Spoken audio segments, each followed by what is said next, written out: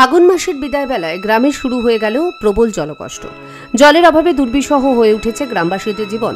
রায়গঞ্জ ব্লকের বড়ুয়া গ্রাম পঞ্চায়েতের অন্তর্গত মালঞ্চা গ্রাম থেকে উঠে এসেছে সেই ছবি। বাড়িতে টিউবওয়েলে তেমন জল উঠছে না, গৃহস্থলীর কাজ করতে হচ্ছে পুকুর ডোবা থেকে।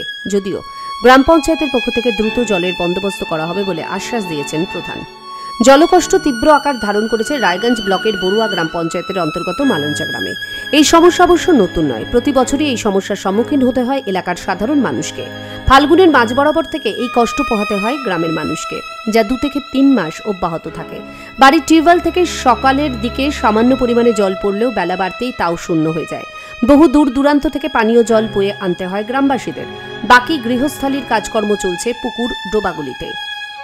জল একদম আসেই না, একদম জল আসে না। টিপল থেকে টিপল আছে, পুকুরে আছে একটু একটু জল। দুপুরবেলা জল ওঠে না, সকালবেলা ভোরবেলা উঠে আমরা যখন রোজা করতে উঠি তখন ভোরবেলা একটু একটু জল রাখি।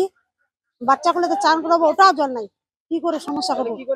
বাড়ি বাড়ি কোনো জলের যে এমন সংকট, মা বোনরা কিভাবে স্নান করে কিভাবে খাওয়া দাওয়া করে আমাদের কত কষ্টে আছি।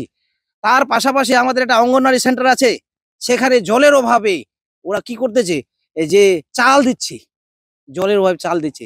তাহলে এটা কিভাবে আমাদের মালঞ্চাটা মানে জলের কত কষ্টে আমরা দাঁড়িয়েছি। গ্রামবাসীদের অভিযোগ, বারবার বলার পরও পঞ্চায়েত থেকে এখনো কোনো বন্দোবস্ত করা হয়নি। তবে আশ্বাস দিয়েছেন প্রধান। এর আগেও জলের সমস্যা সমাধানের জন্য দুবেলা পঞ্চায়েত থেকে জল পাঠানো হয়েছিল।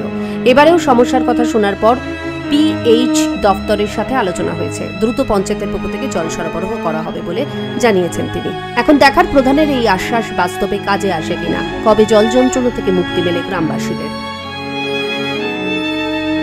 উত্তর দিনাজপুর থেকে দিবাকর শাহ রিপোর্ট, এক্সপ্রেস নিউজ।